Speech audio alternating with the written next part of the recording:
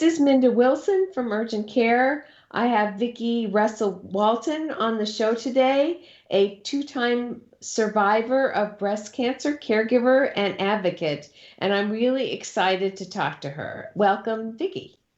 Yes. Hi. Did you grow up in DC?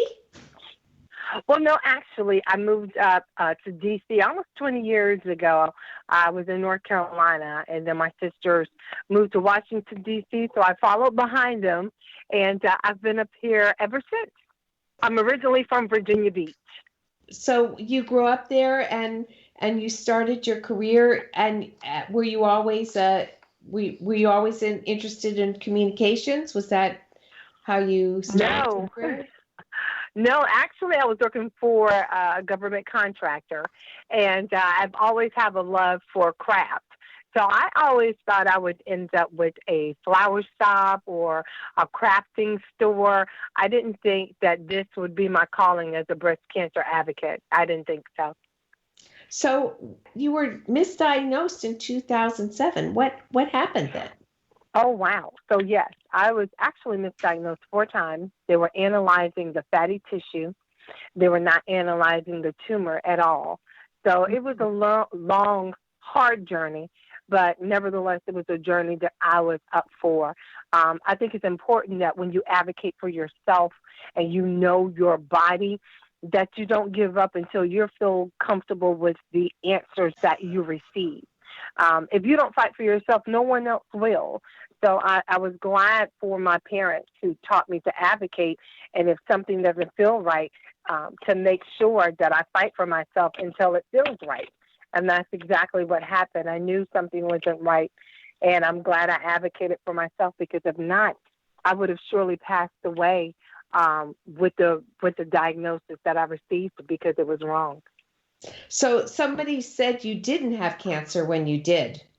They told me 3 times I did not have cancer, that it was benign, Huh. and it was cancer. You knew something was wrong with your body. You went to these Hmm. doctors, they did tests. You listened to your body, and you kept fighting the powers that be, right? You were like Yes, yes, challenging them. something's wrong. Yes, I ended up having to get the director of our HR department to assist me in my fight. I had to, I went to her and I told her something's not right. I don't feel well. They're telling me it's benign. I knew my family history. I knew my body. There's a lump here. I have the signs, the peckering, the discharge. It hurts. My chest felt like an elephant really was sitting on my chest. And when I sit still, I'm God's Ritalin baby. So when I sit still, something's wrong. And I just didn't have the motivation to go and do and the energy that I once had. So I knew something was wrong. And certainly there was. So I definitely had to fight and get my HR, again, director to fight with me. And she was a firestorm. I told her what was going on.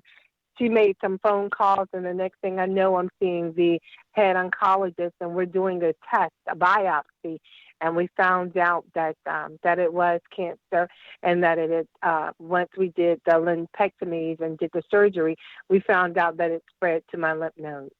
So, I mean, I caught it just in time.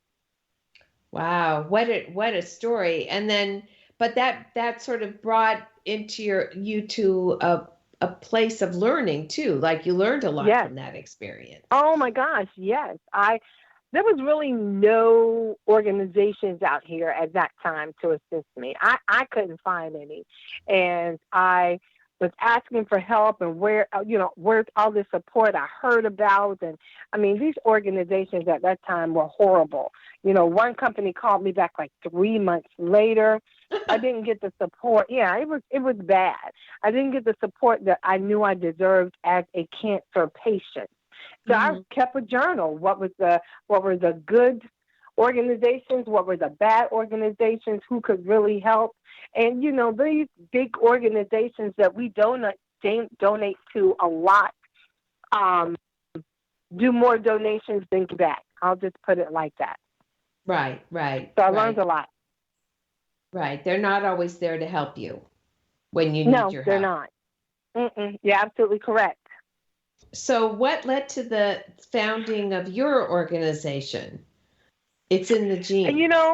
yes, it's in the genes. Really, my mom birthed that. My mother told me that I was not going back to my job, that this is my calling and this is what I was going to do. And God had a plan over my life that involves breast cancer.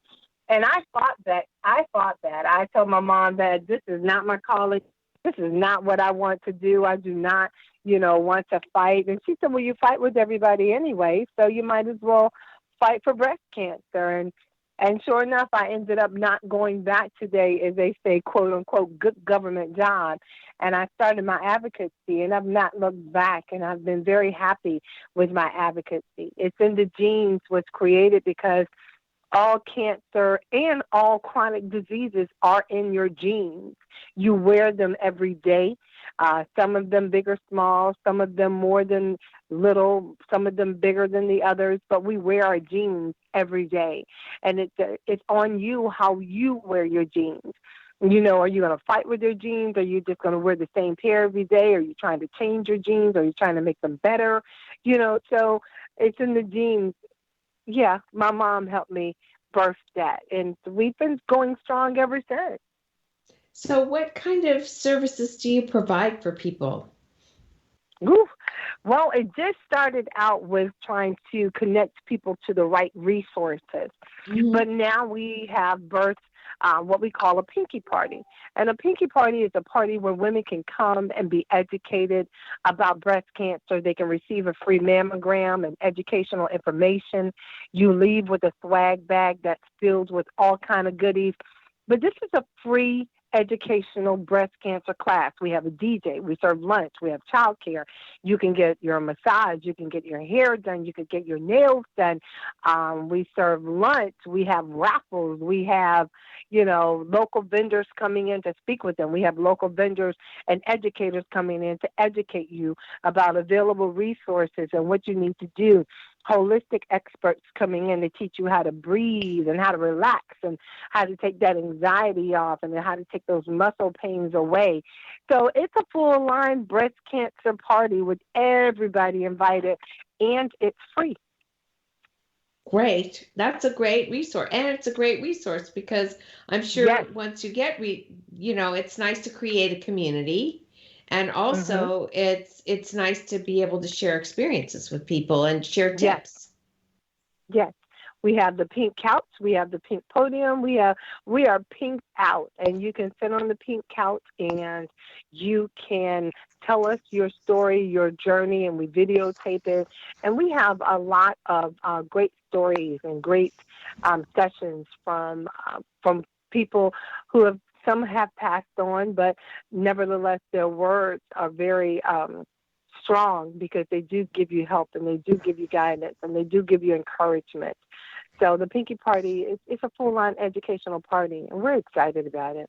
I bet. So at that moment, you're in the doctor's office and you've Mhm. had your biopsy and they say Mhm. you do have breast cancer. What's Yeah. the first thing you recommend they do? Wow. Breathe. Breathe. Because if it wasn't for my sister, I had one on the phone and I had one in the office with me. I didn't remember anything the doctor said. I have no idea, other than, up until that moment. After that, I didn't hear anything. And I want people to understand that, yes, you have a physical doctor, but you have a spiritual doctor. And you also need to remind yourself that people leave this earth every day that don't have cancer. I mean, look at COVID-19. It's taking massive people away that don't have cancer. So I don't want it to get in your mind. But the first thing I need you to do is breathe. Breathe. Okay, so you breathe, the shock is sort of dissipating, you've Mhm. got the diagnosis, then what? Mhm. What's the next things that you should Yeah. be doing? The next thing you should do is write down. Write down all the questions that you have. All the questions that you have, because you're not going to remember them and you're not going to remember everything the doctor said to you. And whatever questions you have, what type of cancer it is, what your diagnoses are, and don't accept just one diagnosis. Get a plan A and a plan B and Mm-hmm. write it all down because you're going to forget. And you may get in the doctor's office and say, I forgot to ask them this. You can always email them back. But write down what your questions are and write down what you want to happen. I wrote down, I'm going to live. I'm going to beat this. I'm going to be strong. Well, how am I going to be strong? I have to eat healthy. Well, what shouldn't I eat? The sugars, the alcohol. I'm not a smoker. What should I be doing? Maintaining my weight, maintaining my health. I ate baby food during my chemo because it's what I could tolerate. And I take notes and I listen to others. I also got with my husband's, I call them elders of the family, because they told me I was going to have third-degree burns from the radiation. And I got with them and I said, well, what do I do? I believe in holistic. So I said, what do I do if I start to burn? And one of his aunts gave me this recipe, olive oil, vitamin E, castor oil. It's 4 or 5 ingredients to mix together. And guess what? I didn't burn. So talk to those that have been through with a positive note about how you can prepare yourself for what your journey is about to take you on. So write things out and be open to the good and the bad. Be open to it because this is experience talking to you. So writing everything out was a great plan for me, and it helped me because I can check things off. I could go back and check my notes. I could also find out, oh, yeah, what do I do when I'm about to have a seizure? My aunt taught me when you're about to have a seizure, stand on the cold floor because it shocks your nerves. Take your socks off and stand on the cold floor, and it'll stop your seizure. And it did that for me.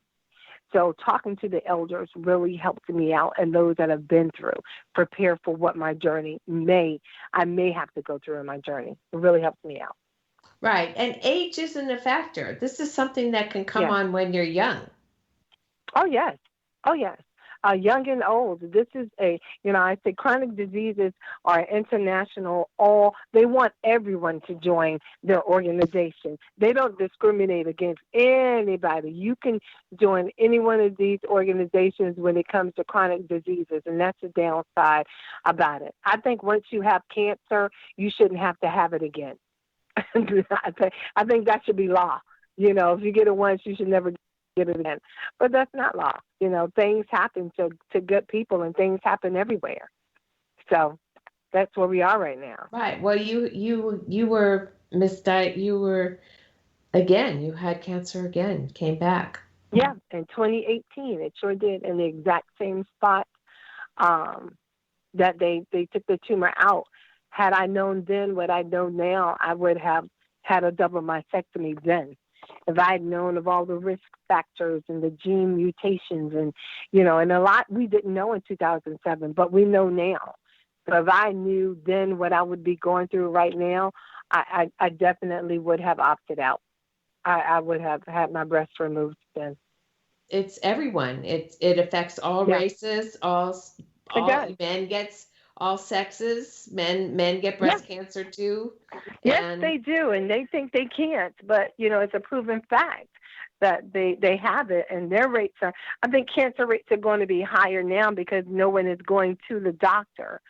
So now we have to go to the doctor to be seen at an alarming rate. Everybody's rushing to get a mammogram right now, but it's because we've been home, since March, most of us, and we have not been able to get our mammogram or do our blood work or do anything like that. Our numbers are going to be extremely high. So we're expecting the phone calls. We're expecting, the screaming on the other end of the phone call or the emails, or we're expecting, a fluctuant numbers of cancer patients calling us, only because we've been home and, we've not been able to get the care that we need. So that's right, very scary. Mm-hmm. right. And that's something else that's been an interesting phenomenon from the COVID crisis is that all Mm-hmm. other things have sort of been put on hold. Right. So and that's really been done society a disservice, I think. Exactly. Exactly. And everyone is focused on COVID. And I tell people all the time, you still have to eat healthy. You still have to exercise. You still have to maintain your life. You still have to. Life has not stopped because of COVID. Now more than ever, you need to be healthy. You need to be whole. You need to make sure you're maintaining your weight. And you need to make sure that overall you're being the healthiest that you can be. Right. That 4-year-old of yours isn't going to stop growing just because there's COVID out there. Exactly. Yeah, and his appetite, won't stop, but the anxiety levels are so high. I was in the grocery store and you can only get 2 cans of vegetables and, 1 pack of toilet paper and 1 paper towels. And the lady in front of me said, "Here we go again." And she said, when they do this, it makes you want to grab all of it because of the uncertainty. So now the anxiety level is high. The anger is more prevalent than ever. And people just don't feel safe. They don't know what to do right now. And it's only because, there's no guidance and there's no rules right now. And again, when you go into the grocery store and you see that you can only have 2 and they're telling you that there's a food shortage, it's like, I would like more than 2. I would like to get 20, Right. If you're telling me there's a food shortage and I can't come back, so that anxiety is not healthy for as well. It's just not. Exactly. And then for people with cancer, that stress isn't especially not good. No, it's not. And, and I tell people that, again, that's where the breathing comes in, that breathe, relax, take care of yourself and focus on what you need to do. So everything's okay. You just have to do better and be better. So Yeah. when people may not be able to get, I understand you're having your first virtual Pinky Party coming up. Yes, we are. First virtual Pinky Party. We have some great speakers coming in. We have our DJ coming in. We're still doing raffles. You can still win gifts. Everybody receives a swag bag. We will be mailing them out. You have your own child care and you eat whatever you want to eat off of your couch. But it is our first virtual and we're so excited and we're so thankful that people are opening up and being responsive to it and wanting to participate and support sponsorships. We're still looking for sponsors. So we're just excited. I tell people anytime that you wake up, you're still here, you should be thankful and excited. So we are. So if people want to reach out to you or donate to your organization, what's the best way to do that?